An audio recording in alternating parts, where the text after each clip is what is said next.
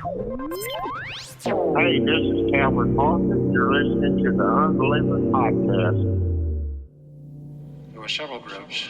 One of the principal ones was the reptilians from the Orion complex. Without any exaggeration, it was like being on fire inside. Rats were eating you inside. This stuff was in my mouth. It felt like it was 500 pounds. It was unbelievably hot. My first question would be, were you a member of the Church of Satan, a card-carrying member of the Church of Satan? I don't understand. There's always an argument for everything. You know, just because somebody can fake something doesn't necessarily mean it's war, and we found a life form. And that's when I started shitting my pants. So for the person who called, I am carrying an alien. An alien baby. We covered right here, okay? Okay. Something is happening. What is it? That's the question. So do UFOs exist? It depends on what you mean exist.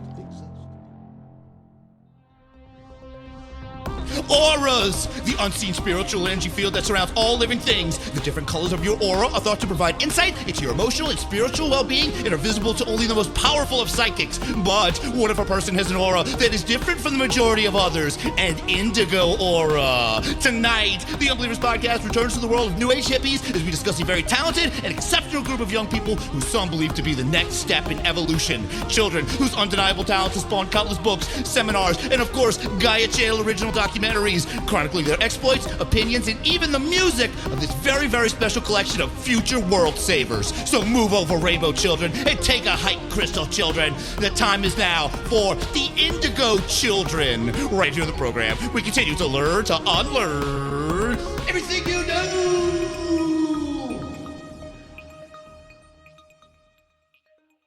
Hello and welcome to the Unbelievers podcast. I'm Rus Ryan. I'm Drea Mora. And joining us as always is our soundboard engineer and producer, Rob Okey. Holy shit. What's up? What's happening? What's up? That might have been your shortest intro yet. Holy shit. I know. We haven't played that one in a while, so I had to break it out. Good yeah, pull, I don't even remember where pull. that's from. Yeah. I don't think any of us do. It was from Time Travelers. It was from a Time Traveler episode. Oh, holy shit. Yeah. There you go. And yes, we are back coming hot off the heels of that way too long Mountain Monsters thing. It's gone to bed, retired now. Oh, God. But we actually have a bit of Unbelievers podcast news we want to get right off the bat here because I just want to announce, man, now Thanksgiving is over. Happy Thanksgiving. I know it's over, but now we've moved on. Spooktober's over. Thanksgiving is over. We are now in December where after the holidays, we're going to be taking a break for about a month like we usually do. But before we do that, after our final episode this season, we will be doing a charity live stream on Twitch for the charity War Child. This is a charity that helps children that are victims of war around the world. But we're going to be doing a fun charity stream. If you came to our 3-year anniversary live stream, it's going to be a lot like that. We're going to have what, Rob? We have fun guests. Games. What else? You're the Twitch master of this. You're the stream, definitely our stream lord on this. What else are we gonna have? It sounds like we're gonna have a lot of fun. I think is really the main goal there, but also to raise some money for some kids so that they can also have a fun Christmas. And we're gonna be playing some Jackbox games because that went really well last time. We're gonna be watching some crazy videos. Probably, I'm sure there'll be some cryptid videos or who knows. You know, it's always a surprise basically when we do these things. There will be more on rods. I promise. Probably will be more on rods. More on rods. There's usually more. There's usually more on rods. Here, There will be more on rods. Okay. Sky News 9 in 1999. Those rods are huge. Yeah, just mark it down now. It's going to be Saturday, December 18th, the week before Christmas. That Saturday night, 8 p.m. Eastern time. We're going to do that. But wait, time travel. We got to stay here. We can't think about the future too much right now because we got a subject that we have been wanting to get into for a while. It's time to talk about the Indigo Children.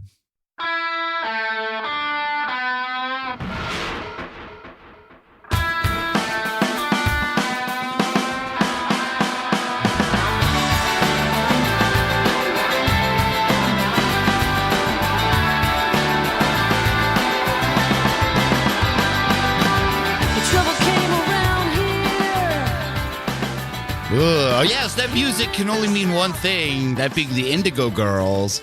That tonight we will be discussing a group of very special and talented young persons known as Indigo Children. And we have wanted to talk about this for a long time. Yes, Drea? Because it's exciting. Yeah. Oh, it's super exciting. It's so exciting that Brian never wanted to touch it because he was just unconvinced that it's anything special. And like, no, we had to get into it ourselves to kind of decide if he was right or not. Yeah, we're going from wolves to children. Yeah. To be fair, these children were in the Tournament of Aliens, and I don't think anybody voted for them to win like anything. If you did, my heart goes out to you. Well, they never got their proper due, and yeah, them being in there, I don't know that much about it. I do think aliens are involved, but so we of course did our research on this, and the term Indigo Children. This was first dubbed by parapsychologist and psychic Nancy Ann Tapp, and Tapp possessed the ability to see auras, which is a very cool skill to see auras. And in the 1970s, she began to notice a new vibrational color, indigo, surrounding the auras of certain children. These were fairly exceptional children, and she believed this new color aura represented a new consciousness, and thus began the wild world of Indigo Children. It started in the 70s, but it really wasn't until the 1990s that the concept or fact of Indigo Children began to take off in the New Age movement. And there were tons of books and documentaries about the subject. They were being produced. And one of these documentaries we watched, didn't we, you? Yeah. We watched the hell out of it. Oh my God. It was one of the toughest viewings I've had since we started doing this show. It was pretty cringy. It was hard to get through, but, it was very informative. Don't listen to these two. Because in 2006, this fantastic documentary was released titled The Indigo Evolution. It was directed by Kent Romney, no relation, I think. I did check. And James Twyman, also no relation. And here is a brief description. The Indigo Children have arrived. Is it possible that children today are being born with amazing spiritual, artistic, and intuitive abilities, the likes of which have never been seen before? Well, is it? I'm asking. No, it's not it. Oh, calm down. No, it's, I think people have been born with amazing abilities from the beginning of time. Like, no. Yeah, no, but this is more special. It is interesting, though, I guess. There is something, I guess, there maybe. There's something. There's definitely very talented kids out there, and it is amazing. But I don't know. I don't know if it's a new thing. We'll find. All is going to be revealed in the Indigo Evolution.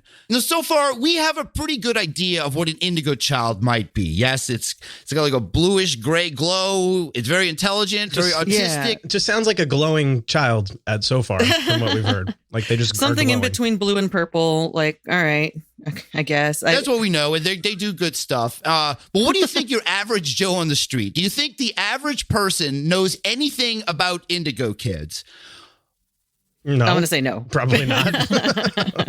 Well, we're going to find out because this documentary opens with a Jay Leno jaywalking type segment where they use their ambush journalism style tactics to test the common person's knowledge of Indigo Children. Have you ever heard of Indigo Children? No, I probably heard of it, and it's probably like, how are you doing? I'd relate it to some hippie thing. A hippie thing? Indigo Children. Yes. Sounds hippie. Well, Ruby, have you ever heard of Indigo Children? I've heard of Indigo Girls. Indigo Girls, yes. Pretty good band. What's the name? Yeah. We have Indigo Child? Yeah. I have no idea. You? I've never heard of it. I have no idea what an Indigo Child is. Okay, so nothing. People are not very aware of this. And that one guy, he said it sounds like a hippie. We also got an Indigo Girls reference there. One guy said, he's like, no, I haven't heard of it. I think I probably heard of it, but I've never heard of it. He didn't want to admit that he hadn't heard of it because he was like, I don't want to sound stupid, but yeah. I'm hip. I kind of know some stuff. And play soundboard one, because this guy reminded me of that time traveler on Art Bell who said, how do you say extraterrestrials? ETs. Extraterrestrial. Indeed. Child? Child, you say? It's an Indigo Child? I don't think he was aware of either of these words before that he said that. Like Indigo or Child. They're not complicated words. Indiegogo? Children? Wait, I thought of Indiegogo too. I thought maybe my brain was just attached to that. Indigo. I wonder if that's a thing, Indigo Child. Oh, well, that's a different episode. Okay, so these slobs, they might not know anything about Indigo Children, but lots of other people do. Starting off with author and talk show host Doreen Virtue, PhD. To me, the definition of an indigo is someone who's highly sensitive with a warrior personality. A warrior personality means it's someone who's here to lead and to take charge. For a long time now, since the 70s, 80s, clairvoyants and psychics have been able to see the color indigo in the biofields, the auric fields of mainly children. Why children? Because it's the vitality of children. It's their life force that renders these colors more visible. Well, it's a beautiful mythology. It's a way to put in words something that is happening.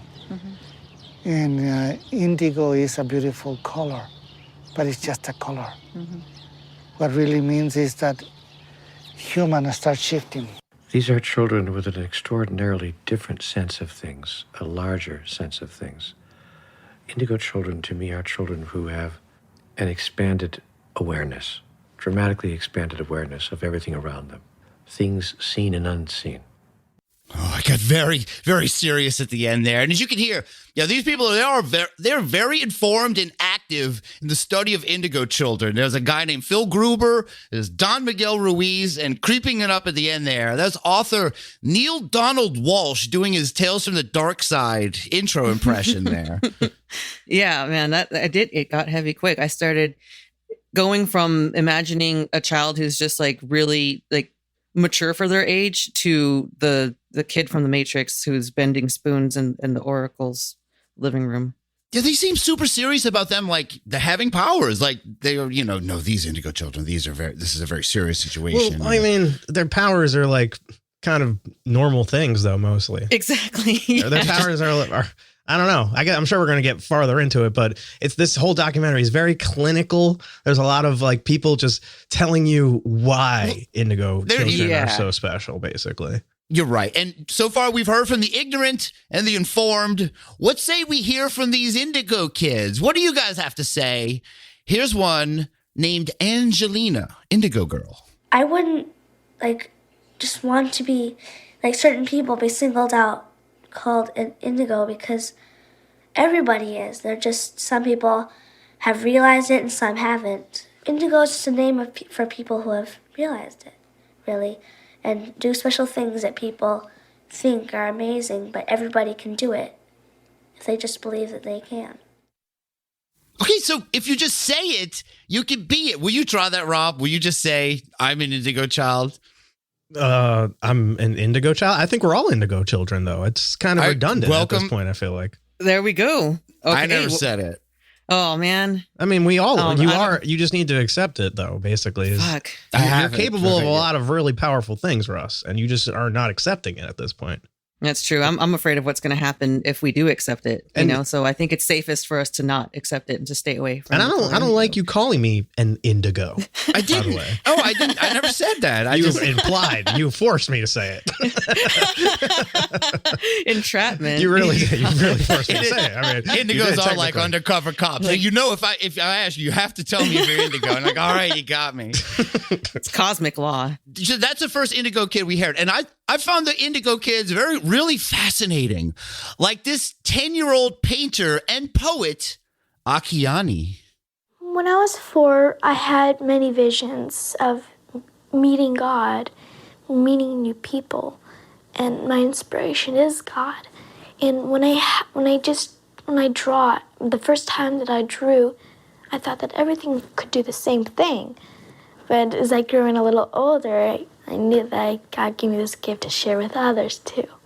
So when I started drawing, God gave me more ideas that I don't even know. I don't even know what the meaning is.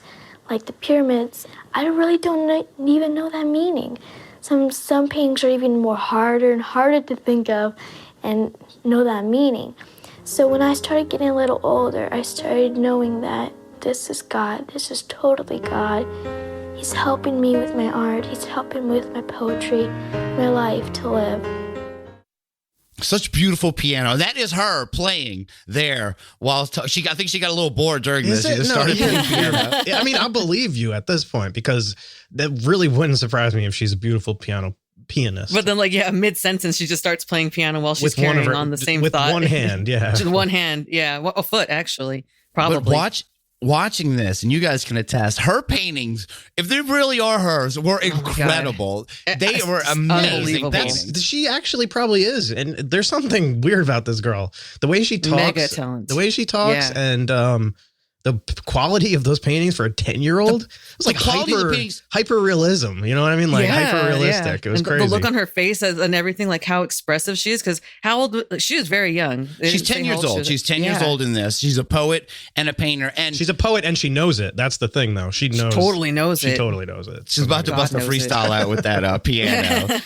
But play Sailboard too, because the paintings are so good. The pyramid painting was the best, especially considering. Like the pyramids, I really don't even know that meaning. I don't know what pyramids mean either, girl. Nobody does, technically. So, I mean, we're all in the same boat here. Yeah, we are. I don't know what cubes mean either. Cubes, yeah, you don't even know their meaning. But I know you've got to know something because I know I'm hogging all these clips here. And I know, Drea, you brought some great stuff also from the Indigo Evolution. You took your stab at cutting some clips. So what stood out to you in this incredible documentary? Well, I guess I might have been looking at this through a different lens than you, because what stood out to me was how unincredible certain instances were, and certain. I mean, I feel like a lot of the times these parents really want their child to be super special and may be kind of like leading the witness a bit. So we have this couple named Chip and his wife Peta. I'm sorry, Peta who's that? Chip. Wait, yeah, they had to put the names Peta and Chip in that names? order. Yeah, Peta Chip.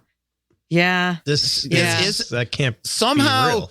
Are they Greek? Somehow two people, one named Chip and one named Peta, have come together as a couple, and they are in this great Indigo Child documentary. Yeah. I'm sorry, Chip. I'm all jacked up on Mountain Dew. So they have insane. That's their son it hummus. Really is. That's their life. That's crazy. I thought about that too. They should have named their kid hummus. That would have been kind of cute. Or guacamole, little guacamole. That'd be adorable. You know, Peta Chips go with everything. Yeah. I don't think that their child is. I don't know.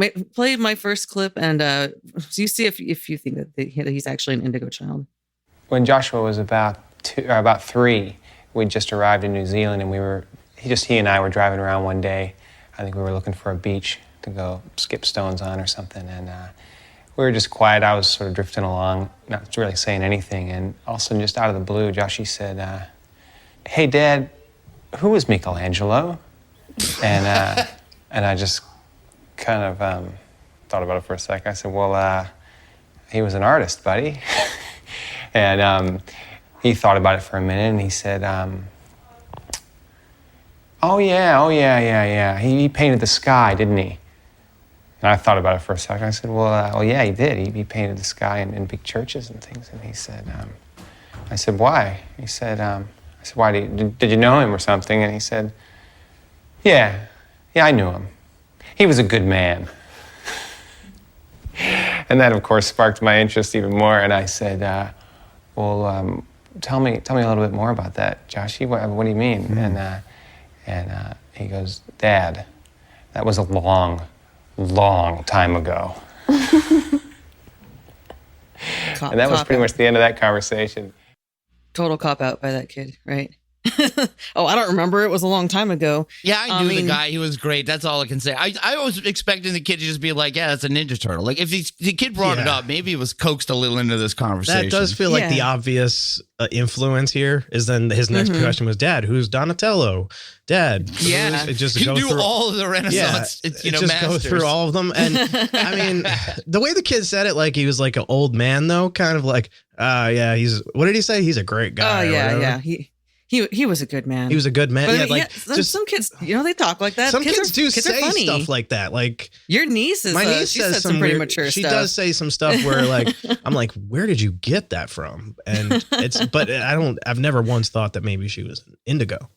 Right. I mean, okay. So if he says he knew Michelangelo, But he says he knew him, but he had to ask his dad who he was first. So that's like the first black flag about that. I just, I don't know. It's kind of fishy. I think that, like I said, leading the witness. He's like, why did you know him? Like, why would you ask him that?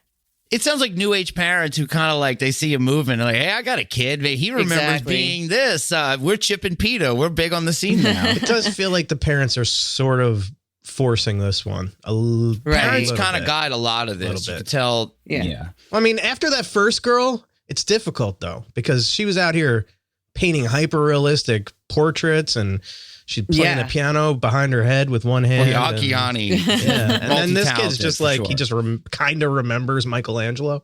Like, or says he does. Yeah. After asking who he was to begin with, it's like, I don't know, kid, go to the library, open a book. Jeez. But but even if he did know Michelangelo in a past life, like what does that big prove? Deal. Yeah, big whoop. Yeah. So did I knew him too. Whatever. Do you have to remember a past life to be an Indigo Child, or you just, I like it's always the most famous you just people have to believe too. In yourself. Right. Right. Never are there reincarnated people that just don't know nobody. Yeah. It's always we're back to that. That's. I mean, I was going to say this. Joan of Arc. Yeah. We had a fling one summer. Yeah, this does kind of. I guess this particular. I don't even know what you would call this. The indigo ability, the indigo situation here. Phenomenon. But it does feel like it kind of umbrellas over the reincarnated children topic as well. Like it kind of encapsulates. Like they probably are like, oh yeah, they're ours too. Like that's part of our thing. Like, because they don't have casting a wide net. Yeah. They're not like reincarnees or anything. Like Indigo Children, it has that glow to it. It's got that, I don't know, the pizzazz that the Gaia Network loves. Yeah. It's just I think it's a way for, and there's nothing wrong with wanting to believe that your child is special. Cause I mean, there are, every child is special and unique, they're all, everybody has their own unique talents. And that's another thing though about this whole thing. It's like, it just feels so like my kid's an Indigo Child, like bumper sticker type thing. It feels like it's more for the parents. They all try to play it off very shocked. Like we had no idea that this special thing. What did you say, Joshy? What you knew? I couldn't believe he knew everything I had coached him to say, and it was already. There's to be also on like camera. this gatekeeping aspect to it, where it does feel very much like we. It's all about like us and them. It's about like there's like creating this barrier between like there's special people and then there's just normies. There's just like people who aren't indigos, it's what if, but then you have the kid coming out and saying that we're all indigos. So I'm confused. That child I like. Clearly confused by, I think she gets it. What's going on here? Yeah. So was I. I mean, like, honestly, I still am, because it seems like a lot of the children that they get in this documentary also are confused, just as confused as you, Rob. They're like, some of them later on, definitely you're going to hear from some that are just like, okay, if it's a real thing, you're not one of them because you sound like a jerk straight up. But one, I guess, Indigo Child that grew up to be an Indigo adult is probably one of my favorite guys in here named, I'm not sure how to pronounce his name, but it's written plus Elijah minus. It's got the symbols in there and everything. So plus Elijah minus, he's a talented musician and everything. And he's of that same school of thought as that first girl that I liked, where we all have the ability to, but we just have to look inward. Wait, we just kind of flew by that. You said his name is plus Elijah minus. I feel like we need to like stop for a moment and just kind of really pause. Let's take a second here.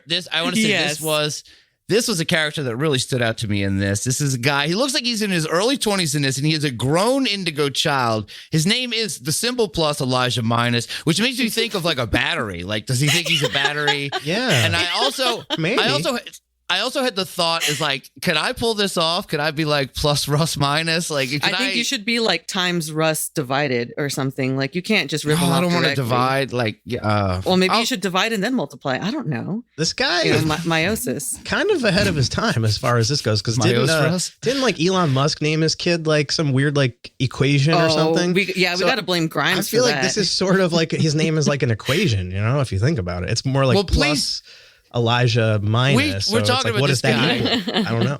Yeah, what this equals is, I think, what we're about to hear. Because please tell me you have a clip of plus Elijah minus for us. A couple. Okay. You guys are gonna love what he has to say. Let's go. There are some indigos who are streaming into the planet to bring the sword, of will, the sword of power, cut through the old paradigm and slice through the illusion.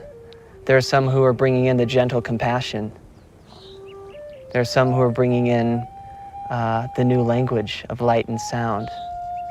So that's where the music comes in. That's where the heart communications come in. And if we can quiet our minds enough, we find that clear communication can come through on a heart level. So myself and many others, I feel, are here to bring the new language, and we just need the new ears to hear. Oh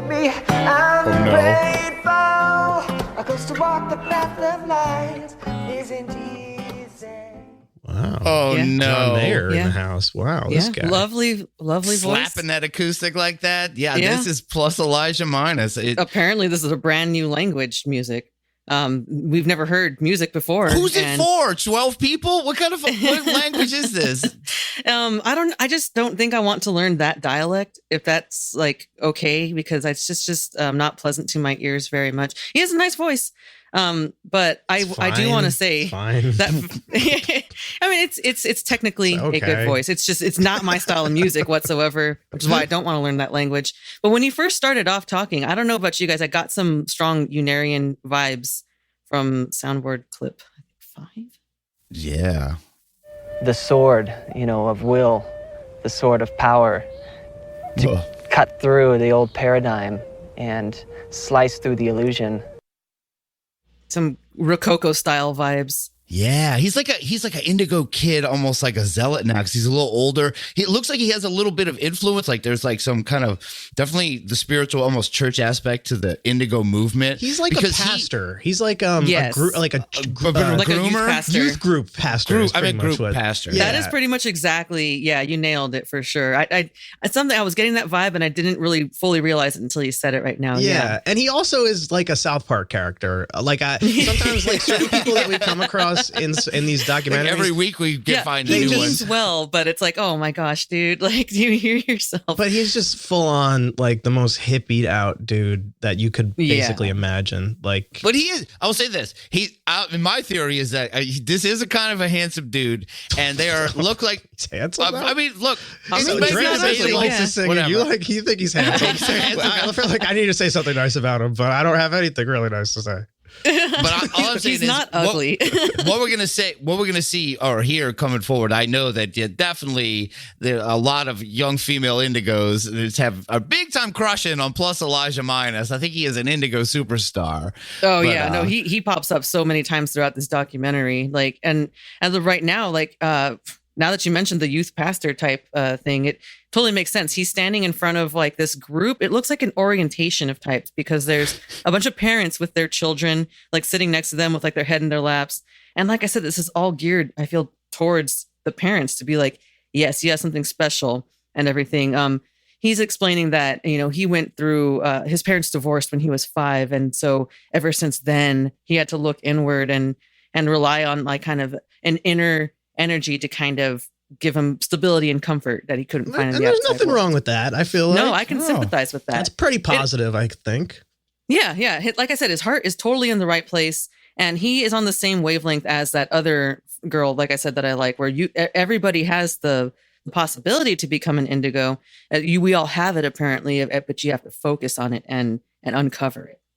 We have to have receptivity for it first. We have to have a receiver, like a radio, like a crystal receiver inside of ourselves. And that comes with doing the work and clearing out the darkness and the old patterns of doubt, and fear and all the patterns that we've been installed with. Once we get our receiver uncovered, though, we can tune that dial in to the indigo vibration. And it's a very incredible process, and to see this happening all over the planet, in these little pockets, but more and more it's becoming a web.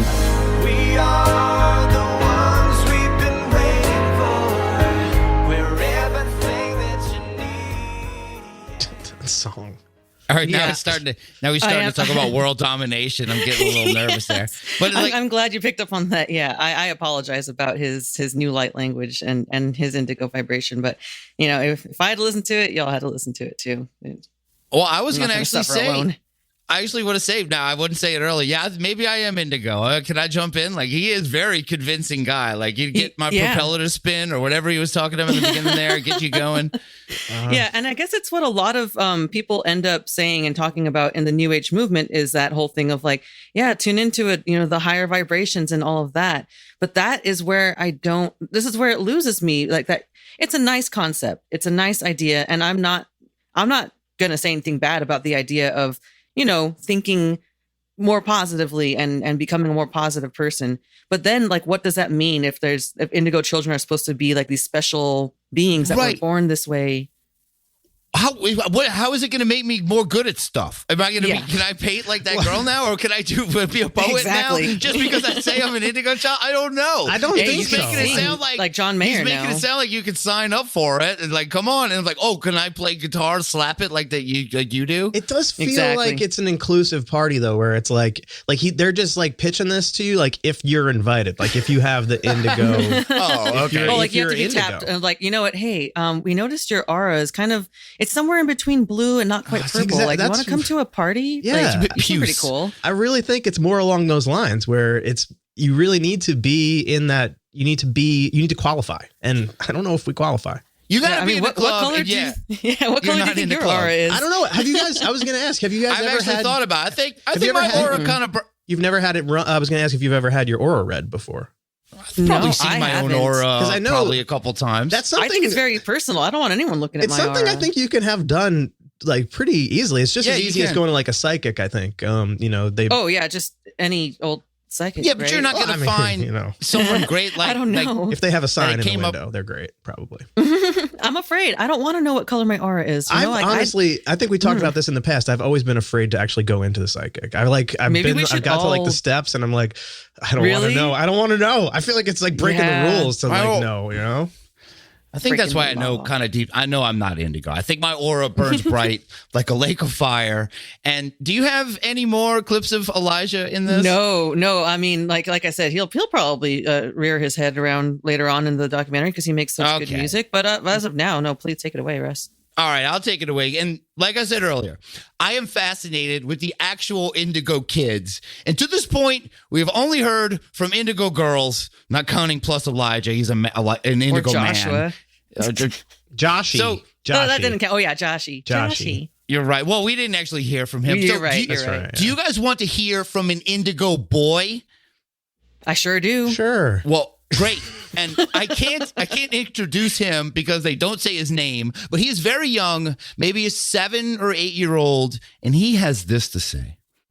Say you're an indigo, and somebody comes up to you and asks you a question of, they come up and ask you something about their life that you don't know about, and you could tell them what it was and how it happened and everything like that. And then they just look at you and say, "You're freaky," or something like that. Well, have you ever just wanted something so much that you just you kind of like and you don't know what to? He does sound like that kid a lot. I live with this kid. I live with this kid, so I was following him. I was on the hook. I'm like, we're going somewhere. What if we're getting somewhere? But he gets to the point with Soundboard 3. I think this has to stick around. It's great. You're freaky. Yeah. Well, I don't really want to hear that from a kid. It's like, you're...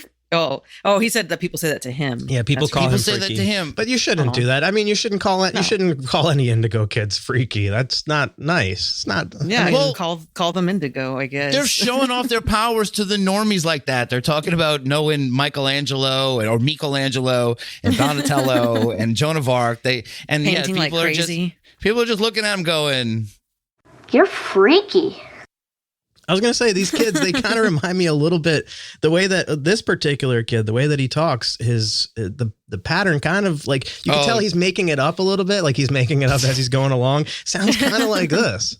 You turn this knob with one hand as you stroke the stick plate with the other. And when you feel that stick, you leave that knob in the position it was in. You know, like the hesitancy in like what he's trying to make a point, but he doesn't really know what the point is that he's making. Yeah, he's present though. He's in the moment, and he's like, I have something really good to say, but and that reminds me of me. Like, God, I know that frustration. It happens to me every week on this show.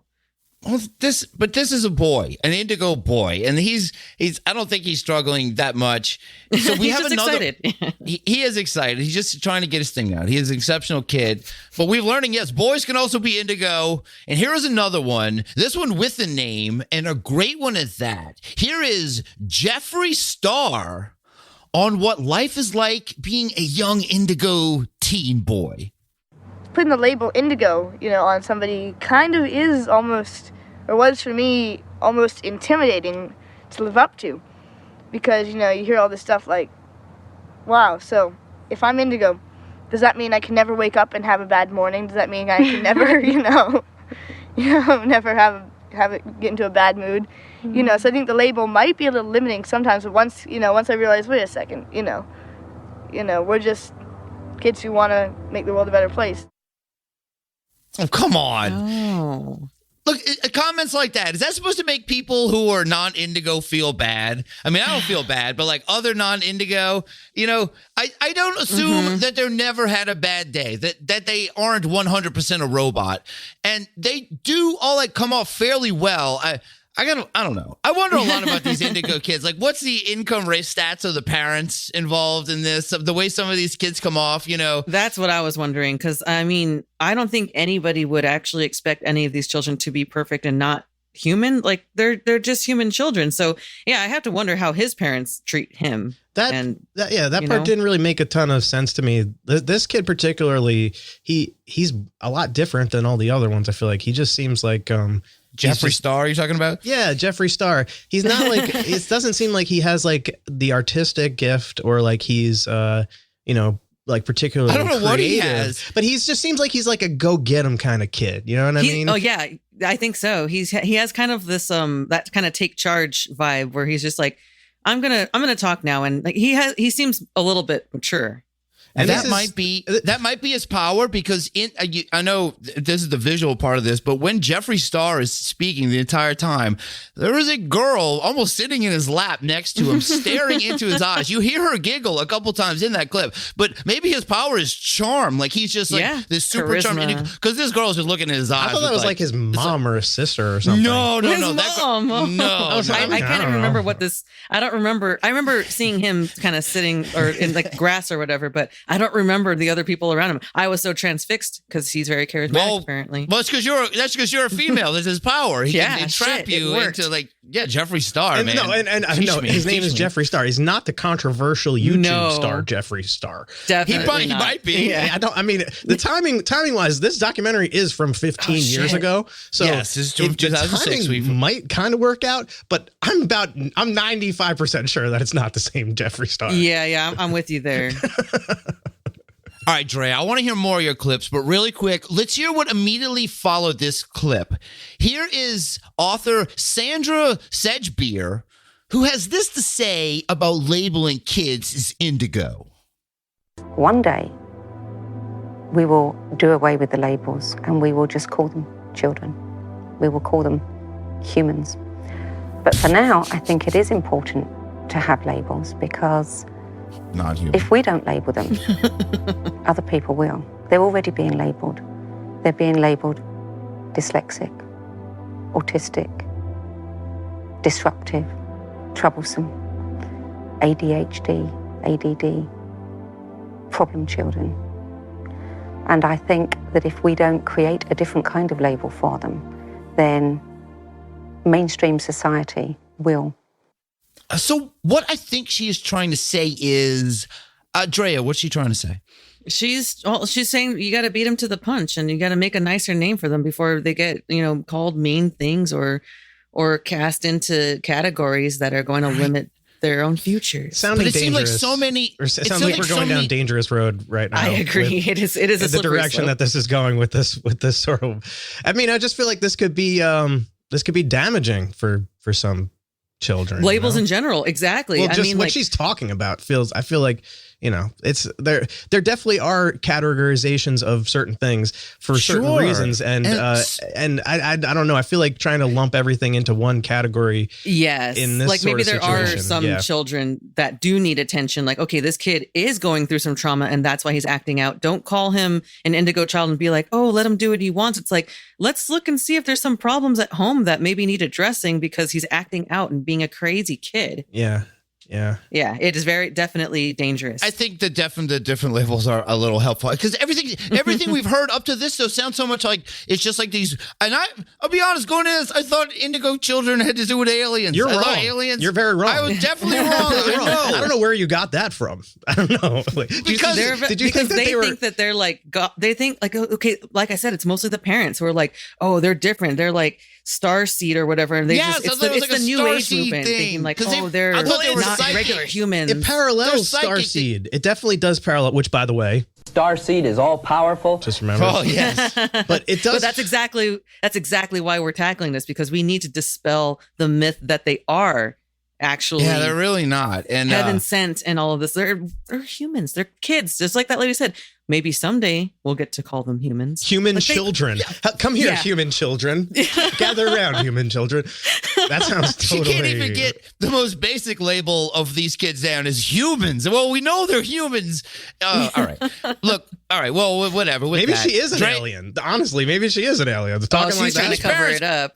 Chip and PETA. We shall... Yeah, that's a great Chip cover. We shall call ourselves Chip and PETA. That does sound like fake made-up alien names. Definitely. Like the Coneheads. Words. Like when the Coneheads came and they made up their names. That's basically what it feels like. That's so right. All right. Oh my God. So I'm throwing back to you, Drea. What else did you find fascinating in this? Well, I guess, I mean, speaking on the whole, well, she's talking about children in school and everything. We have this guy named Tevye Jones, aka Wisdom. I think Wisdom is probably the name he'd prefer to be called. He has a lot to say about the public education system. There's a lot of great names in this. It was a doctor named Virtue, Jeffree Star. Pompous Wisdom. Pompous thing to name yourself Wisdom. If you're a rapper, if you're like a rapper, I understand 100%. Hold on. Don't get ahead. Okay. Let's hear. I will say I have to agree with a lot of what he says, but let's see how much you guys agree with what he has to say. All right, drop some wisdom. I mean, I think things are so upside down, at least in this country where we're at, with what we're teaching them. You know, you're going to go into a public school and teach somebody lies about a fictional character in history, and you're not going to teach them how to deal with crisis in their life mentally, or teach them how to eat correctly, organically, or teach them how to farm, or teach them about meditation and slowing down their heart rate in a struggle. What's up with school? I mean, you know. What's up? What is up with school? I think he makes a great point. I think he makes a fantastic point. What is up with school? Yeah, I mean, so much so the school? soundboard has to echo that sentiment. I mean, what's up with school? Yeah, I like Wisdom a lot. I did like what he was saying in there. This is a guy who dropped out. Clearly, who was like, you know what? School is for, sheep who are not being taught how to eat correctly. Yeah, I guess getting crumbs all over themselves and just messy. No, but like I said, I do agree with some of that. You know, it'd be really helpful.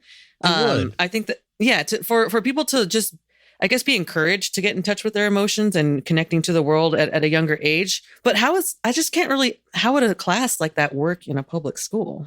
How was this guy in an Indigo Kid documentary? Hold on, because he comes out of nowhere. They don't say if he's an Indigo Kid or not. I think it's heavily implied. Why is he in this? I think it's heavily implied that he's in the gang. He's part of. He thinks on a different level, man. Yeah. So there's a tour where it's like plus Elijah minus Wisdom is on here. Yeah, I think Wisdom's the opener because I mean he's got some hot rhymes. Indigo Revolution. He makes some good points though. They do need to fix what they're teaching kids in school. Some of the shit is total bullshit. Some of the classes that I remember taking in high school, I am never ever having to refer to any of that bullshit that I learned. They should teach kids how to, meditating may not be a bad thing to teach kids as well. I think meditating would be good to start in like first grade or something even. Yeah. The attention span is harder for them to kind of connect with.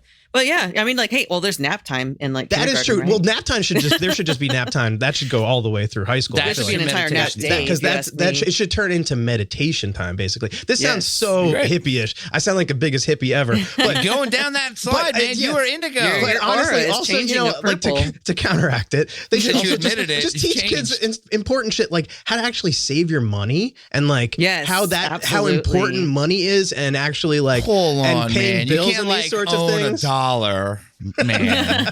You gotta get back into the hippie thing we're doing here. No, I mean, that's funny. That is the direction I was thinking too. You know, like you gotta teach kids just certain things. Like home economics we used to get laughed at as like, oh, that's a girls' class, but it's like, no, teach kids how to cook, teach them how to farm. Yeah, you know, those were always this like the whatever classes, but they're so helpful. They're good. You know, and I think that it would be super beneficial for everybody if therapy was kind of more commonplace at a younger age. Yes, so it's not that's like another thing. Stigmatized That's and everything. Another huge thing. Yeah, you're right. But it has nothing to do with the concept of indigo children. It's just a very human thing. They're not heaven sent or anything from another realm. But I mean, like I said, he drops some rhymes and he gets super into it. You can see exactly why his name is Wisdom. Drop it. With all of your might, man, throw up your fists and run out on the front line. Fight for the children. No better time than now to build this energy. Expand the family through synergy chemistry. With all of your might, man, throw up your fists and run out on the front line. Fight for the children. No better time than now to build this energy. Expand the family through synergy chemistry. Damn! Look out, Kanye! Shit. We gotta play that on the live stream when we're doing the War Child benefit. Yeah, there we somebody go. come up Fight with for a the beat children. For yeah. We got that warrior spirit too. That's what that first lady said. They have a warrior spirit. There we go. He has got that warrior spirit. He's like bold enough to rhyme front line with children. And I think that takes a certain boldness. It's the beginning. What did he say in the beginning? That's the part that I was still thinking about the first line at the end of it. What does he say right here?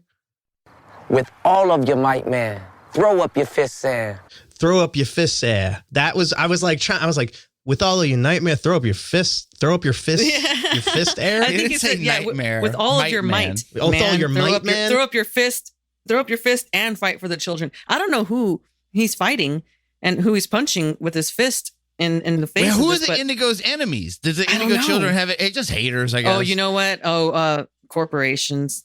I think. I don't know. The They school want mindless system, the regular school. What's up with trying school? to keep it. Hold on, what's up with school? Man? What is up They're with teaching school? you about fictional characters. They're telling you lies about fictional characters, and I don't like that at all. Who's he talking about? There are certain George fictional. Washington. I don't know. Is that who's I thought he was fake? Who's fictional? He's talking about weird.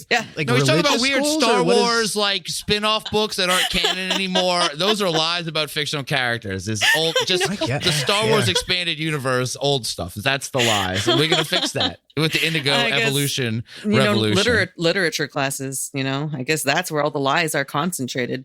But other than that, I mean, like, he's too deep for me. I got no more. Facts. Wisdom is spitting. Yeah, no facts. I got no more, man. Back to you. You're throwing back. Look, so do you two remember the creepy sounding guy from the beginning? He had that like MK Ultra programmer's voice. Oh yeah. Well, he is back. This is Neil Donald Walsh, and now he's paired with a blonde woman whose name I could not find, who also has some hot takes. Indigo children have access to human experience at a larger level, at a greater depth than most people do. They access the data in a different way, the incoming data of life. And they access data that some people don't have access to at all. And so sometimes indigo children are mistaken or misunderstood to be children with attention deficit disorder or children with some sort of deficit of some kind or another. And in fact, it isn't that they have a deficit, but they have a supplement. They have more, not less. If we have our indigo children mask their spiritual gifts with substances like Ritalin or fast food that's being sold on school campuses for lunch, then we are literally shackling these children. We're putting them into chemical straitjackets. Whoa, I did not expect this Indigo Kid doc to go into this territory at all. It is hard to argue for fast food in this case. As delicious and disgusting Taco Bell and McDonald's and everything is. It is not safe. It is not safe for the body. It's not what she's talking about, though. She's talking about cafeteria food.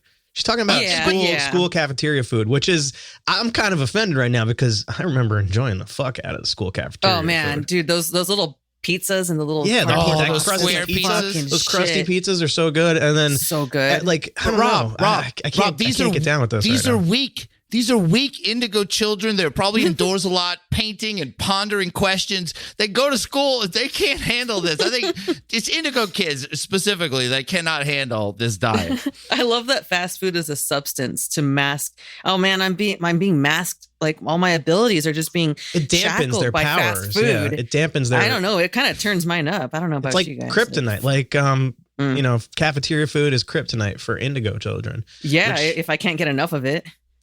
Well, well, is it supposed to repel things? I don't know. Like the bowl repelling. We don't know. So if the creepy guy isn't your thing, they also have this creepy blonde lady we're going to hear again who finally gets these Indigo children into unbelievable territory. About time. What we find in some of the younger, highly sensitive children is a difference in communication abilities. Many of them seem to communicate mind to mind, or what science calls telepathically, with their parents. And it doesn't seem like it causes a problem until later on in life when the parent feels embarrassed that in social situations the child's not speaking verbally, or at school, of course. And so the diagnosis that these young, highly sensitive children are receiving is autism, or in some cases, Asperger's syndrome. And the autistic spectrum is very broad. It goes all the way from a child who doesn't enunciate clearly, all the way to a child who seems to be in their own little world. Okay, so they're bringing in this thing of the Indigo children are telepathic, and that it gets uncomfortable for the parents as like they get older. What are they talking about? Older teens, or is like you think plus Elijah Minus is still telepathic with his parents or wisdom? No, I think he's like he doesn't talk to his parents anymore. He hates them ever since Not he even was age through his 5. mind. No, man, he talks through his music, and they don't understand his music. But no, I mean I can kind of get behind the whole like psychic thing. And like when powers kind of like kick up around puberty and everything, that tends to be a common thread and stuff. And so you can only imagine like if you have an angsty teen is already going to be like tumultuous and have all kinds of energy going on. And if they are a supposed Indigo child and can communicate telepathically, can you imagine just the discomfort and the internal fights and just like, I mean, that kind of sounds hellish. I wouldn't want any part of that.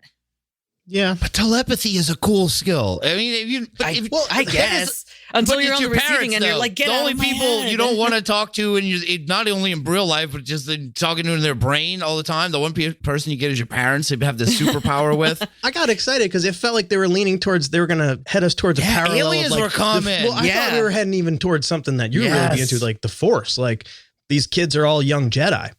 Or X-Men. They're even. gifted with the Force. And like, it might be controversial, but I'll bring up Ryan Johnson and Broom Boy. His whole point of Broom Boy was that everybody has the Force. And, I feel like we're going to get some hate mail just for this alone, me just saying this. But, it is like kind of a similar parallel. But then they started talking about all that other fucked up shit about people with disabilities. And then it just got really uncomfortable again.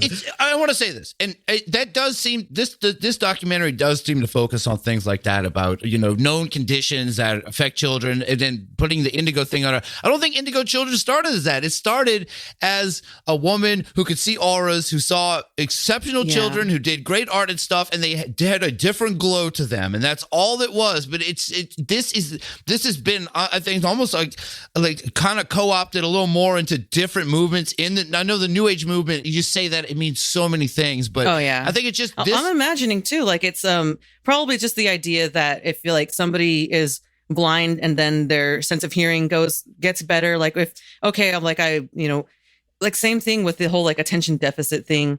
Like I kind of liked what that guy with the creepy voice was saying about that. Like, oh, is it a deficit or is it that they're just like bombarded with extra stuff? It's a surplus. And so they can't seem to focus on certain things. So it's like, oh, it's not like so much that they're like lacking anything. It's that they have an extra ability, and it's just like it's perceived differently.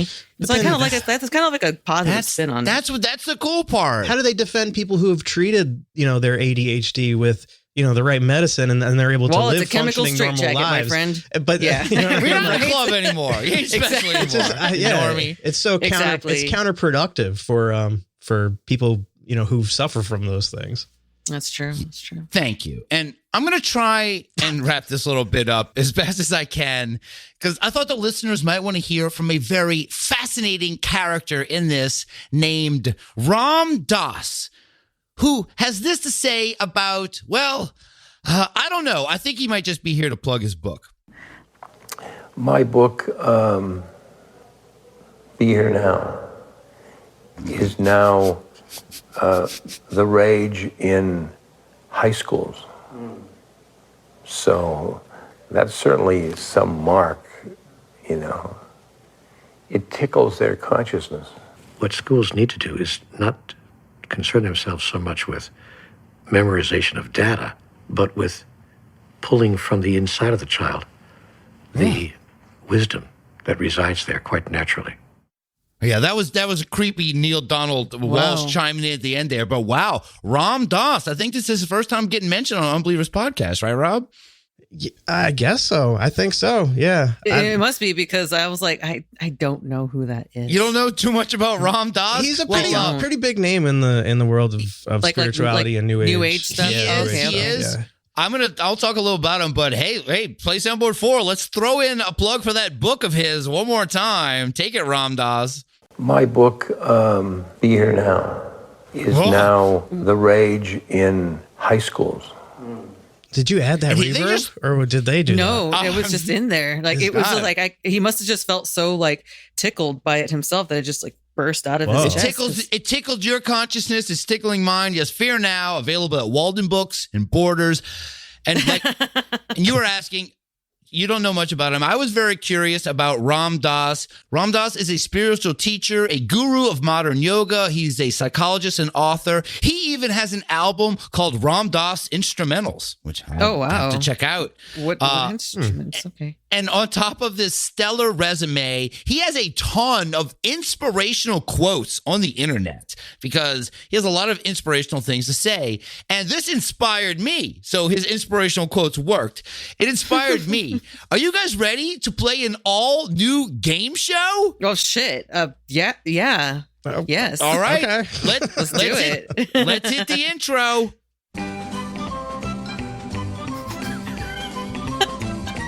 And now, it's time for the Unbelievers' new favorite game show. It's the Ram to Ass Challenge, and here's your host, Ryle Russin. Yes, hello and welcome to the Ram Dass Challenge. This is the only game show where you get to hear 3 great inspirational quotes and decide which one is the real Ram Dass quote and which one is just a ruse from me, Ryle Russin. I will read 3 quotes for you guys, and you have to guess which one was actually said by the guru, Ram Dass, and which ones are a total fabrication, as Jonathan Frakes would say, which ones were made up by our producers. And here is quote 1. Which one of these 3 is the real Ram Dass quote? Here's number 1. The world is but a nugget. Life is short. Okay, here's number 2. Our plans never turn out as tasty as reality. And we have number 3. Our existence is the sausage in the bun of the universe. There's no way that he said that. There's no way. Now I'm going to ask you, Drea, Mora, which one is the real Ram Dass quote? Is it the world is but a nugget, life is short, our plans never turn out as tasty as reality, or our existence is the sausage in the bun of the universe? Rob, no chiming in here. This is difficult considering I don't know any of his quotes or anything, but I think I'm going to go with the first one about nuggets. The world is but a nugget, life is short. What about you, Rob? Which one is the real Ram Dass quote? Are all of his quotes about food stuff? Is that like his thing? I don't know that much about him, so it's kind of hard to distinguish this, but I have a feeling that the last one about the sausage and that sounds like that's impossible. There's no way that was actually really published by someone who writes by books. anybody. Yeah. All right, so which one are you going with? 1 or 2? Come on. Which one am I going with? Is what is actually a That's real real. one? Which one's Yeah, which one's real? Okay, then I would say probably the first one. I think is the real You one. guys have both voted. The world is but a nugget. Life is short. Or no, you I'm know what? sorry. I'm switching. I'm going with the second one. Oh I'm going no, with the it's second too one. late. It's too late. I just said sorry. I thought it was. I was thinking the tasty one, but it's okay. It's okay. You would if you would have been a little bit quicker. Sorry. The correct one was our plans never turn out as tasty as reality. Okay, yeah, that makes sense. That does make sense. The rest because is but a nuggets, ruse. it's nugget. It's hard to resist. But that was you. It's hard to resist. That was nugget. mine. That's why I said That's a Ryle Russin quote. The I world is jumped the but a gun. nugget. Dipping sauce. Life is short. Now let's move on to quote 2. No one has scored a point yet in this. Here's quote number 2, and here is the first one. The quieter you become, the more you can hear. Or is the real one, the louder you remain, the quicker a solution? Or is it to be deaf is to know all? Now, one of those is a real Ram Dass quote. I'm going to ask you, Rob, you can go first this time. Is it the quieter you become, the more you can hear, the louder you remain, the quicker a solution, or to be deaf is to know all? The quieter you become, the more you can hear is definitely a saying from some sort of some spiritual leader or spiritual advisor or somebody who writes these sorts of books. So I'm going to go with that's the real one. I don't know if it's his, but it does sound like that's the realist. All right. What about you, Drea? Oh man, it does sound like the realist, and I mean, God damn it! I mean, if maybe Rus is going to be an actual spiritual leader at this point, if this turns out to be a ruse, but I'm going with the same one. You're both going with number 1. Okay, you would both be correct. The quieter you become, the more you can hear. Yeah, is I've the heard real that quote. before. I didn't know that You guys was are Ram Dass. tied. You heard it. You guys are tied. But being quiet. That's it. You know what? To be deaf is to know all is a ruse. The louder you remain, the quicker solution. That's just Yeah, I was that's like, what the complete that one nonsense. just didn't make any sense. That was mine. That explains a lot about you, Russ. And now for our final Ram Dass challenge quote. Here we go with number 1. When you're already in oh God, I forgot. Okay, here we go. When you're already in El Paso, you don't have to take a horse to get there. Or is it when you're already in Venice, you don't need to take a gondola to get there? Or is it when you're already in Detroit, you don't have to take a bus to get there? Oh my God, they're all location based. Now, which one of these is one of these is a real Ram Dass quote? Is it when you're already in El Paso, you don't have to take a horse to get there? When you're already in Venice, you don't need to take a gondola to get there? Or when you're already in Detroit, you don't have to take a bus to get there? Drea Mora, which is the real Ram Dass quote? I'm just going to say, just in the nature of spirituality and all of that, horses seem to be a little bit more, I don't know. Okay, so you're going with El Paso, number 1. I'm going with, I have to. All right, she's going with El Paso. How about you, Rob? It'd be very weird if Ram Dass is referencing Detroit randomly. Yeah. So I don't think it's that one. And I don't think it was the second one either. So I'm going to go Ram on also the streets. just because of like the horse, which by the way, a horse, You can't win if you pick the same one. It's the final I one. know, but I mean, we only have so many choices. How could I resist the horse choice? You know how much I love horses.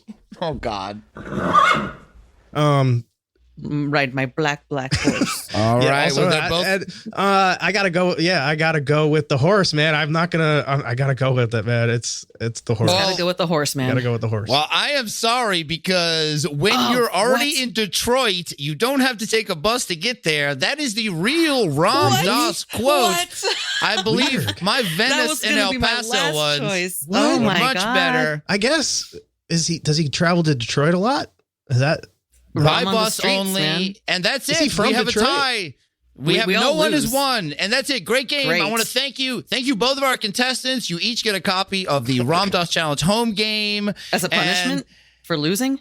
You have to practice because you were not very good at it. Fair enough. I'm very good at fooling you, and maybe we'll play that on a live stream. It'll be one of the games to win the year. And that was fun, and that's it. I don't have closing music. We'll play it at something there. All right, that was fun, but we have to get back to Indigo Children, so I'm going to throw back to you, Drea. Drea, what else you got about these Indigo kids?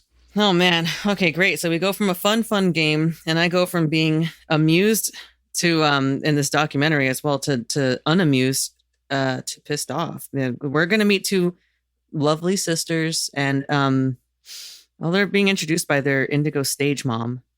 When I had Alexa and Natalie, and they were extremely different than other kids, I as a parent listened to my gut, and so I channeled their talent from a very young age and got them performing and doing what they love. Their music has always been their life. They could handle a million things. They could get really good grades, and they could perform all the time and write music and do instruments and be on dance teams. Wake up, What are you doing? What are you living for if you're not following your dreams? You have people that love to paint, but they decide to be a car wash person. You know what I mean? I think it's really about if you are true to yourself, then you can be true to other people, and you can really live your gift, and that way there's more harmony on earth and everything's more in sync. Whoa, What the fuck is that supposed to be? What the Exactly. hell? Yeah. These are these two Indigo girls. What are their names again? Alexa and Natalie. Alexa and Natalie, and yeah, they are going to be Indigo superstars. They seem to be in this weird Indigo music pipeline, and I think you have a soundboard clip because they really look down on people. What is it? They decide to be a car wash person.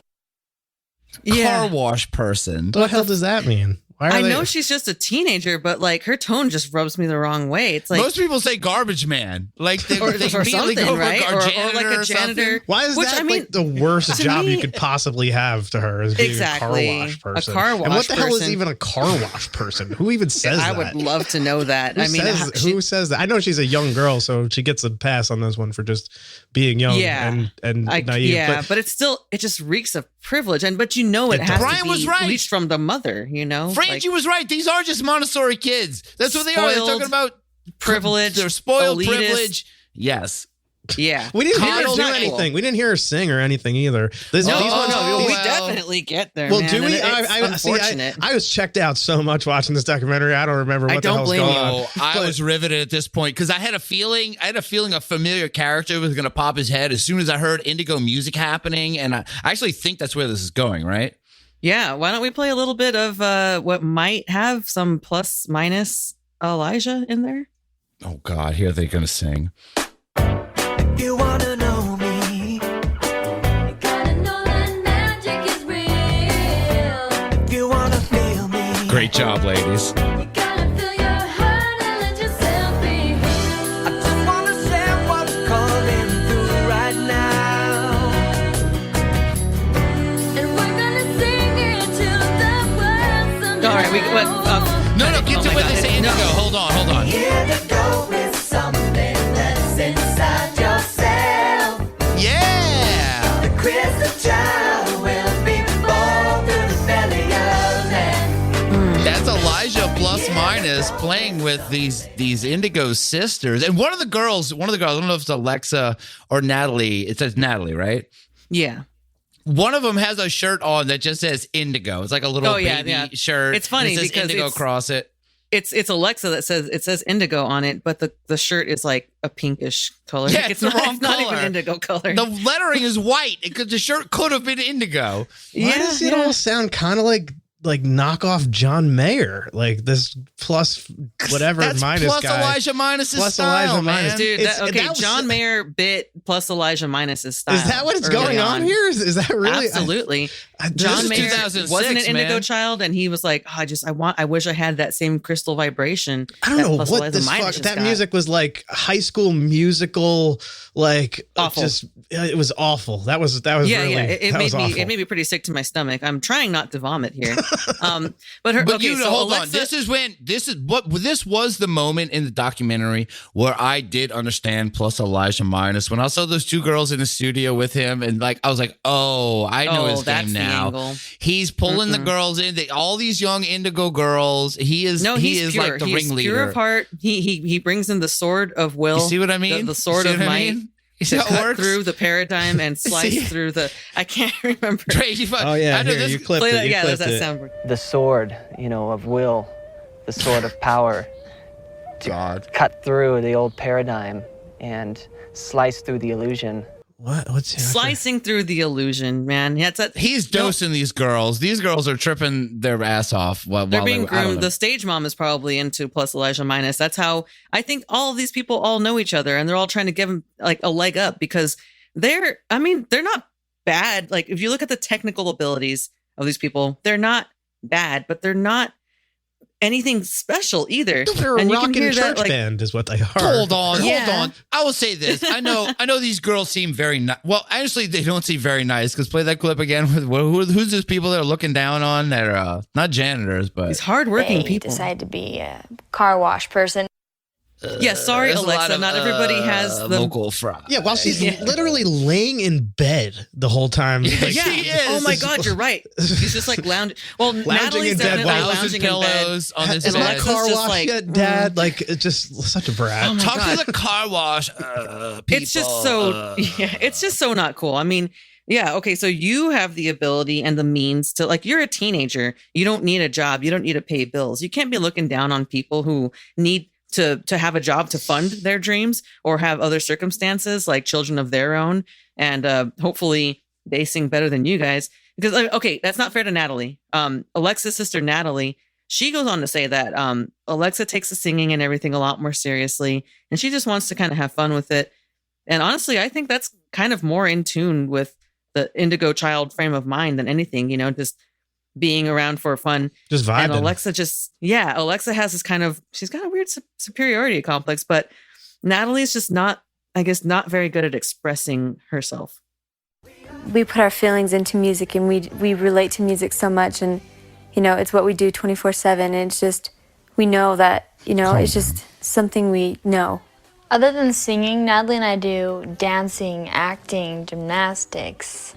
We used to play soccer, and we've done almost everything you can think of. And I think it's good for us because it's let us, branch out, not just always do singing.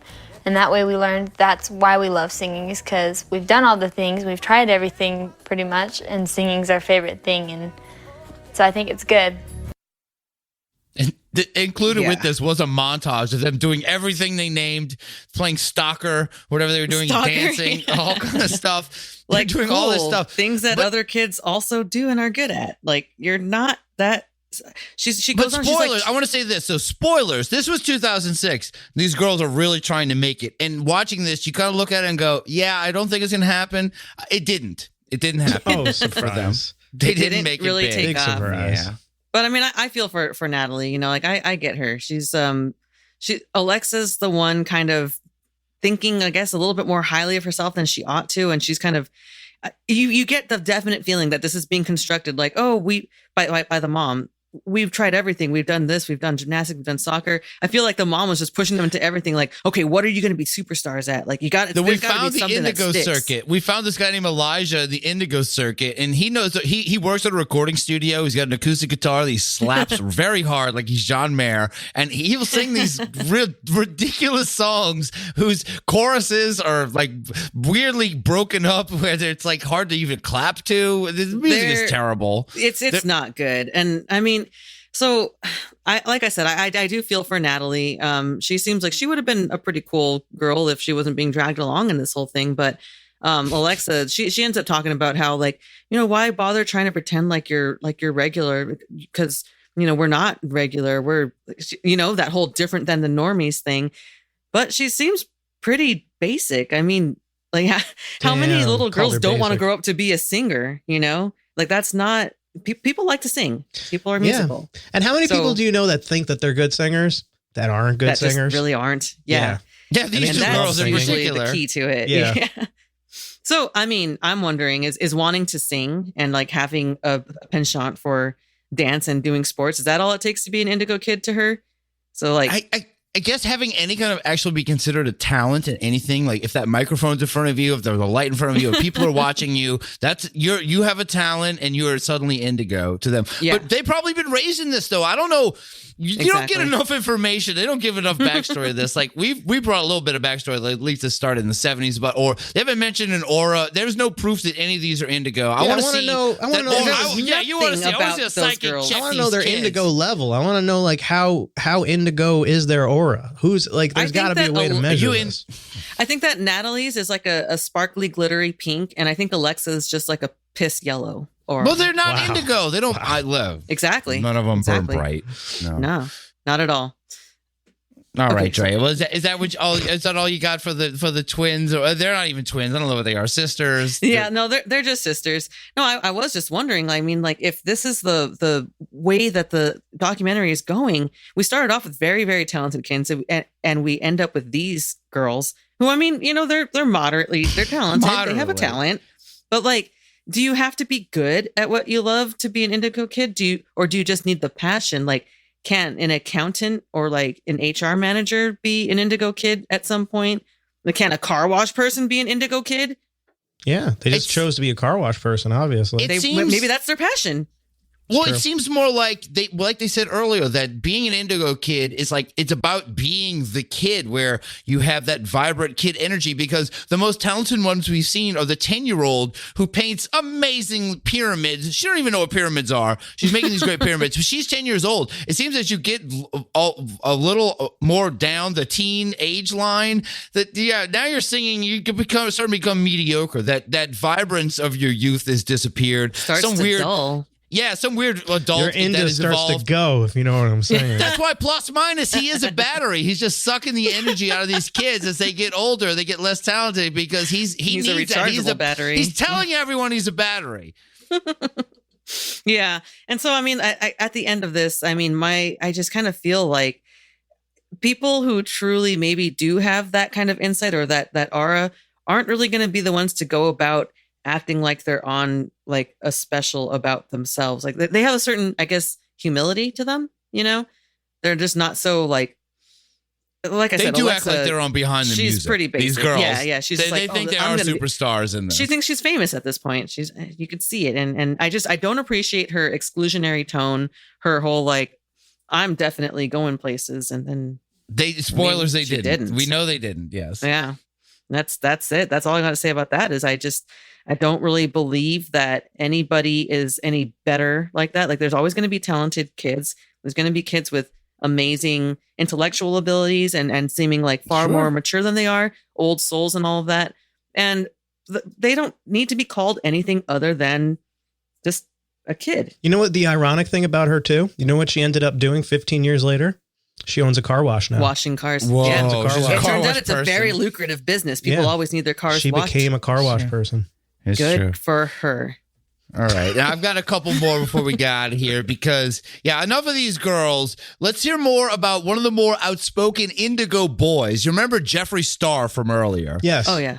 Now, Jeffree Star, he uses his indigo world-changing powers to not only come up with this groundbreaking idea, but to distribute a pamphlet about it. Up until that point, really. I couldn't think, so what could I do? So I had the idea to write the pamphlet, which had led me to the idea that, wait a second, maybe other people have that problem. They want to do something good, they can't figure out what to do. In my booklet, I suggested trying to pick up one piece of trash a day. And if you think about that, there's plenty of trash in the world, but there's also 300-something million people in the U.S. alone. And imagine if we all picked up one piece of trash. You think one bag, what difference does it make? 300 million bags makes a big difference. An indigo child is really hard to define because there's no really definite definition. But, in a phrase, I think it would be, somebody who has ideas about how they can make the world a better place. Yes, they're going to be our saviors. They are here. We just have to listen and pick up trash. Look, I'm throwing away trash every day already, kid. I don't know how much more trash in normal life I need to throw away. I think everyone is throwing away trash. He's imagining that every single person in the world is like surrounded by trash. Extra trash? I could have picked up extra trash. I'm not doing that. Yeah, if he's supposed to be indigo, this is definitely the most basic. how would you save the world, little kid? Oh, how about if everyone like picked up all the trash? All right. Next, World Indigo. is fixed. Next. Now, look, if you're listening to these clips of Jeffree Star and thinking that he sounds very naive, well, he'll stop you right there. If they were to say, oh, you're naive, you're a child, I'd say exactly, I'm a child, which is why I'm not, I'm not burdened with the sense of, oh well, the world's screwed. No, the world's not screwed. We can turn it around. We just have to get some work on it. If each single person in the whole world thinks, oh, one person can't change it, nothing happens. If each person thinks, well, one person can't change the world, but one person can do a little bit, each person does a little bit, it adds up, and we've got the golden age again. Like a Michael Jackson music video is about to begin. What the hell?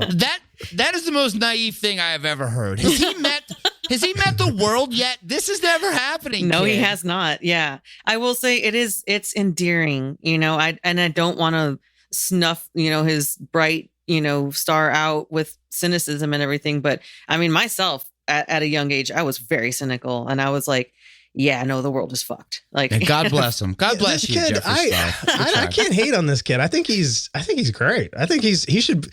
I would vote for him. He sounds like he would be like great if he ran for office. I feel like this kid's got a good head on his shoulders. 10. He knows he may not be a full-on Indigo Child from what he's so far presented for us. I wish we could check on him now. I wish there was where a follow up. I wish there was a way to follow up on some of our these listeners. These guys. Listeners, go find the Indigo reunion. Yeah, guys have to find Jeffree Star, not that Jeffree Star. Yeah, no it's not relation. spelled with two E's at the end. It's whoever EY. this Jeffree Star is. And look, it is time to wrap this up. This whole Indigo Children saga. Here's our final clip from the Indigo Evolution, and they leave us with this inspiring and nostalgic quote from two of cinema's most well-spoken and spiritual gurus. My message as an Indigo, as a human being, as a child of God, was probably said most succinctly by Bill and Ted in their excellent adventure, and that is, be excellent to each other. Excellent!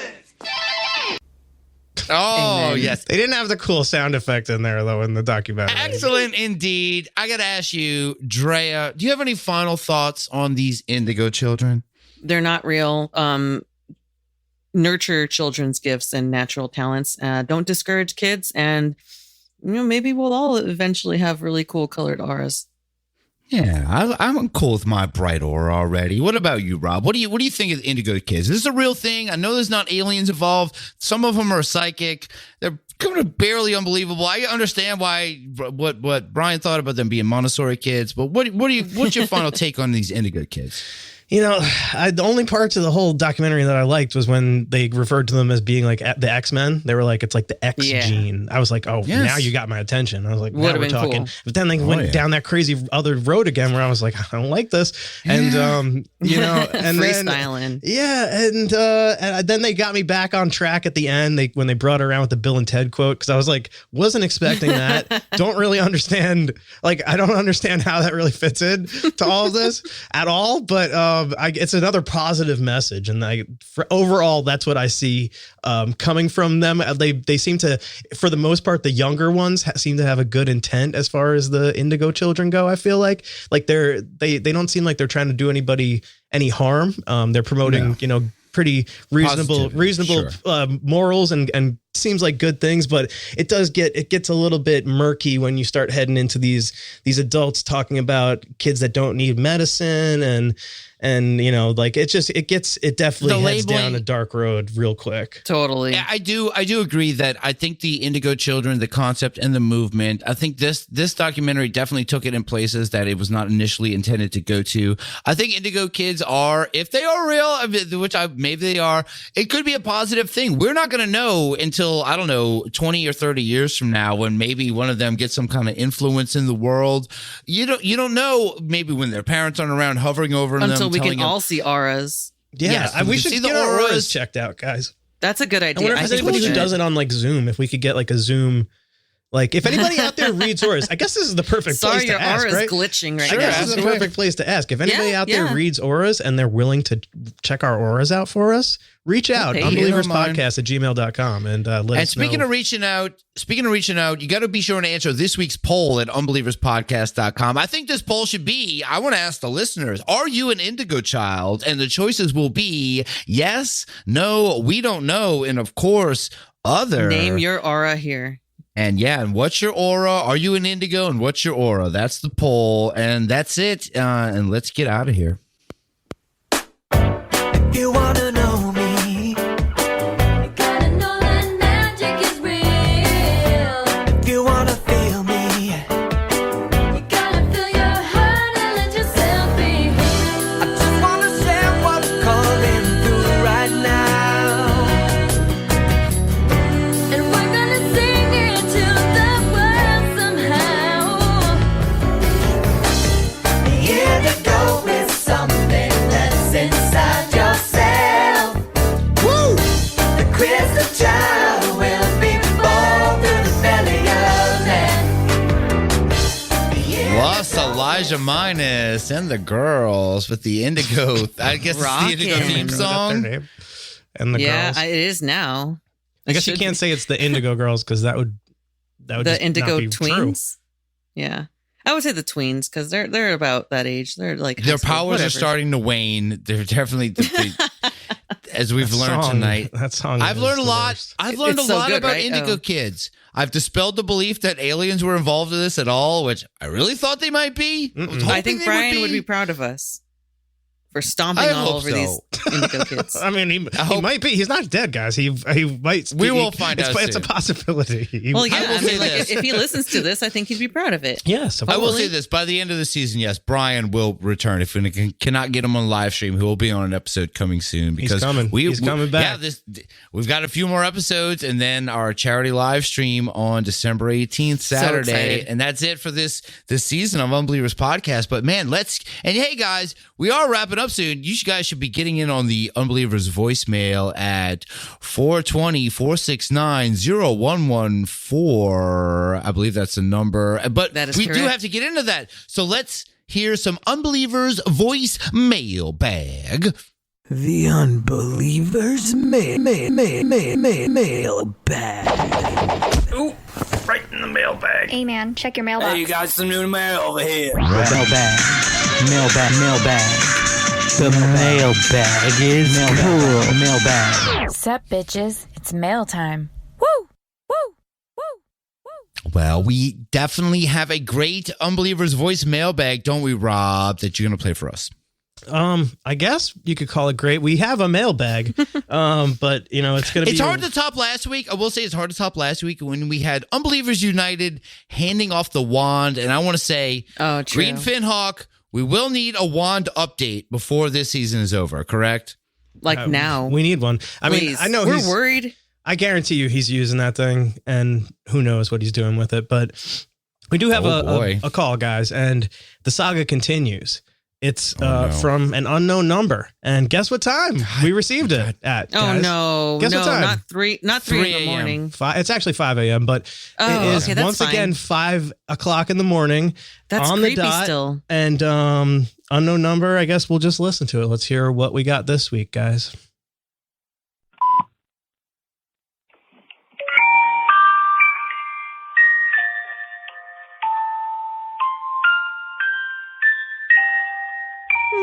This is creepy. I hate this.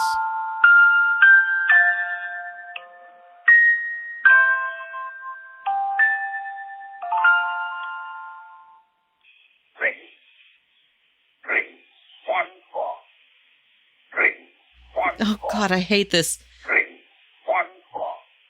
Mm-mm. No, all it is, I remember. No, all it is, I remember. No, all it is, I remember. Discontinue. Discontinue. Discontinue in the end? Did you hear discontinue at the end of it? I could've don't sworn I know. heard- it was still really creepy throughout the whole thing, but then I did hear a discontinue at the end, which made me feel a little bit See, better. I was feeling better. I've been trying to fight off the whole seasonal weird depression shit, And this didn't make me feel depressed. It made me feel like just really worried and scared. And I need anxious. some. It makes me feel anxious. I need some hearing feel this. good stuff after this. Oh God. Yeah. It doesn't help with the little music box at the beginning. No. Those are How always many creepy. music boxes does this guy He's have? got a lot. He's got quite a It's few. Mothman, right? It's Mothman. Mothman has a whole collection of music boxes. You only need one to be creepy. Yeah, I mean, this guy though, man. Every single time let at us 5 know. in the morning.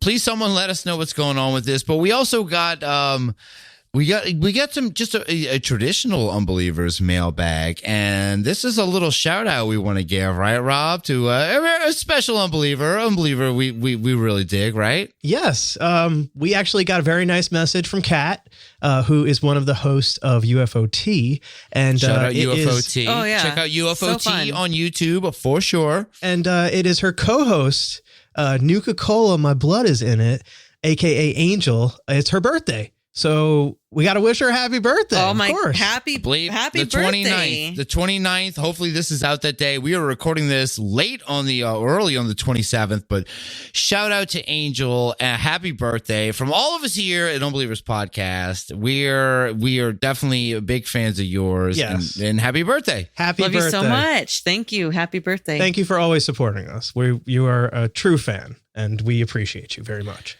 Big time. And let's have some more call-ins because the season's gonna be wrapping up soon. So hit up that voicemail, and that's it for this week's Unbelievers Voice Mailbag. The Unbelievers mailbag. Ooh, right in the mailbag. Hey man, check your mailbox. Hey, you got some new mail over here. Mailbag. The mailbag is cool. Mailbag. Sup, bitches? It's mail time. Whoa, indeed. And we have one more segment, of course, before we get out of here. And before we get into it, I want to say it's a bit of a mess this week. This is a short turnover of episodes. Jude did not have enough time to get the poll up in the proper channels on the website.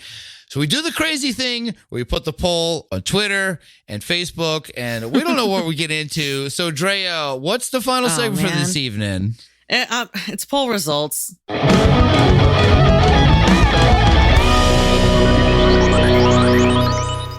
This week's poll, what should Huckleberry spinoff be called? And the choices were Huck Dynasty, My 600-Pound Huckleberry, 90-Day Huckleberry, and Chuckleberry. And we didn't have time between turnover because Jude is having a good Thanksgiving, going to a wedding. And shout out to happy birthday, belated birthday to Unbeliever birthday. Jude, our co-host and great friend Jude. Shout out to you as well. Happy birthday, Happy buddy. birthday, bud. But I got to ask you, Rob. I'm going to ask Rob for the first. Rob, who do you think won this? What do you think the Unbelievers chose? Well, honestly, I think that the one that I recommended, Huckleberry Hunts, would have been great. But I would say, I guess there was another one of yours in there, Chuckleberry. My 600-pound Huckleberry, I guess. Mine. I guess that would be a decent one because he's pretty big. All right, Rob is going with my 600-pound Huckleberry. What about you, Drea? I have to go with Chuckleberry. That's why I came up with it. All right, congratulations, Drea Mora, with 50% of the vote on Twitter. Out of 2 votes. Chuckleberry takes it. But of course, there are strangely some weird others. What should Huckleberry spinoff be called? Can't I just read a book or something instead? Signed, Corrupted Mask. Yes, Fair Corrupted point. Mask. You don't have to watch Huckleberry spinoff if you don't have to. Of course not. All right, here we go. What should Huckleberry spinoff be called? Huckleberry's Big Adventure. Basically, just a bloated remake of Pee-wee's Big Adventure. Signed, Harley Warren. Oh, Harley Warren keeping it clean. Okay, That would be thank fun. you. Yeah, Thank you, Harley Warren. What should Huckleberry spinoff be called? I think it already happened. When Tim Peeler saw it, he said his beard was dirty gray turned into yeller. Signed, Kosher Leviathan. Oh, I guess we got to give him. We had a little. A dirty gray turned into yellow. Mm-hmm. Thank you, Kosher Leviathan. What should Huckleberry spinoff be called? Huckleberry catches a cold in a really cold trap. Signed, Ramidus. Thank you. That's pretty funny because his trap would catch something and it caught a cold. It caught a cold. Oh, yes. yeah. Thank you. Thank you for reiterating. Now I totally Thank you, understand. But it's still funny. It is really funny. Thank you, Ramidus. And you're in the lead. But also, that was the Twitter voting segment of it. But I put it on Facebook, and I think I screwed up the actual way to put it because it seemed like people could just add different things. But there was one.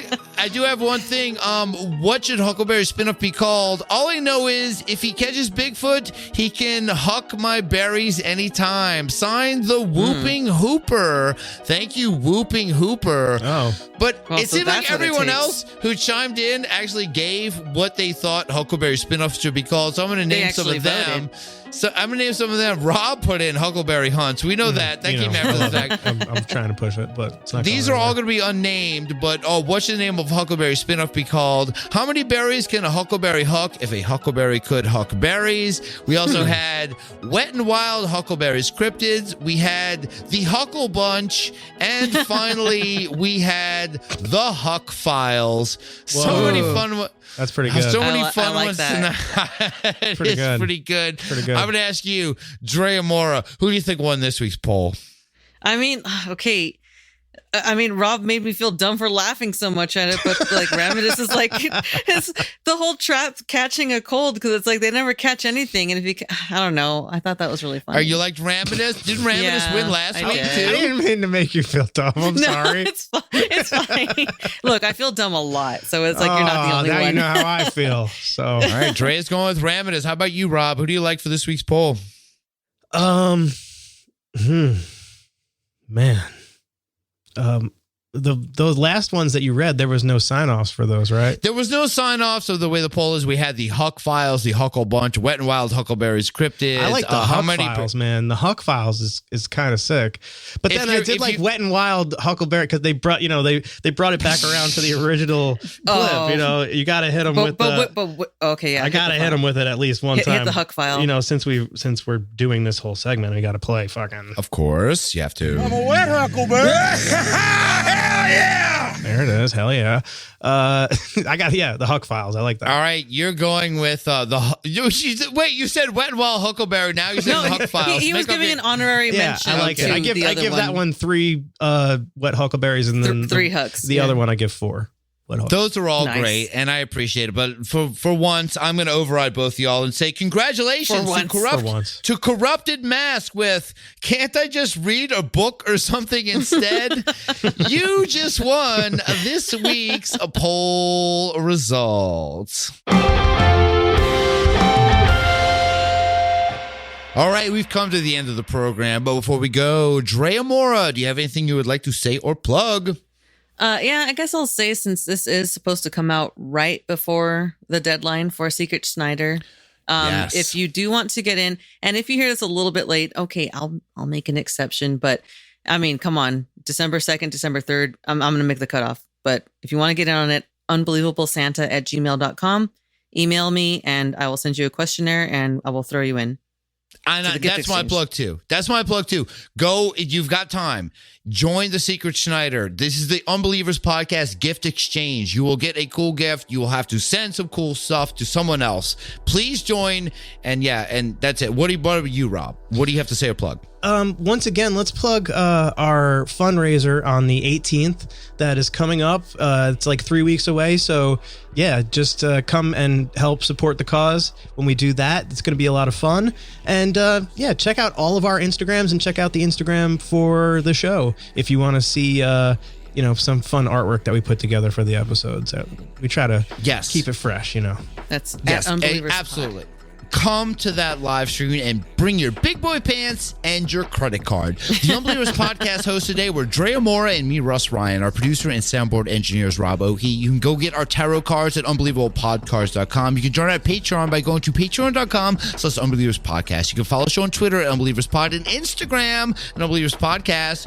And at Bizarro Russ on Instagram. Our Facebook group is the Unbelievable Podcast Network. Check out our merch store at TeePublic. There is a link in the description. And Unbelievers, are going to want some great tees and stickers from that store. So go there. And thank you so much to our Smart. patrons: The Ominous Clouds, Chris Porteous, Robert Farrington, Kyle Wilson, Dominic Shealy, Lid Vicious, Fabian, Art Muffin, Nick Marshall, Ramiro, Sam Schwowal, Creepy Little Book, Johnny Knott, Sandra and Deborah Foles, Cade Bote, Chris Stroker, Jeffrey Hart, Snarf, Luis Payon, 8-Bit Melody, Jenny Dyer, Christopher Balderrama, David Egelhoff, JT Spranklin, Vic Voss, Little BB, Dr. Ortega, Tyler Ventura, Adam Dvorak, Corrupted Mask, Michael Phillips, Carol Valley, Manny MQ Ultra, CJP, Braden Hitt, Raymond Ruel, Todd X, Christopher Panici, The Moon, the Judgy Moon. The very judgy Moon, who was recently eclipsed, and we got you. We got you. beat You couldn't get us then. Mike Henry, Bryce Kronenberger, Berger, Don Bright Jr., Shannon Ferrigno, Tom O'Connell, Donna Bance, Jenna Stevens, Cat Chaos, Jason Kelly, Mike, Brian Ashton, Michael Army, Mike Army Mento, Wombat Preservationist. Our music advisor is Pandora3373. Our official composer and theme song creator is Unbeliever Aaron, aka Aaron Shilb. Follow him on Instagram at the Aaron Shilb. Our official graphic designer and card maker who designed our logo is Raymond Ruel. Check out his work at P Raven Creative on Twitter and Project Raven Creative on Instagram. Our official Baby Yoda publicist is Pam Z. Our official Unbeliever listening between the stations for a message from Art Bell is Scott E. Our official Hazmat Lou is Hazmat Lou. Our official Unbeliever without a title is Nicholas Aristavi. Our official Unbeliever raising puckwudgies is Joe Filler. Our official Big Island Paranormal Friendly Weatherman who currently owns the wand is Green Finhawk. Our official resident Sagittarius is Gozanton. Our official Madman is Unbeliever Adam. Our official Mothman enthusiast is Michael Shields. Our official Unbelievers MUFON Inside Man is Christine Moraes. Our official Unbeliever peacefully eating a hamburger is Michelle Durham. Our official Unbelievers Time Traveler is Taylor Nelson. Our official Ghost Hunter is Indigo Child and Ghost Hunting in New England. And what else, Drea? Just Hubie Halloween.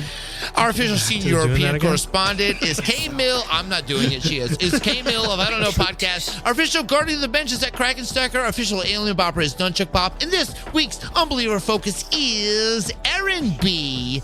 New Unbeliever Erin B., who I was just with earlier. She was having a nice bonfire with friends. We were hanging out. She's a listener now, and it was fun to hang out. Unfortunately, I had to leave early to come record this thing about Indigo Children, but I might be glad that I did, because when I saw what was in store for the rest of the evening, I said, You're freaky. all right, good night. Fear now.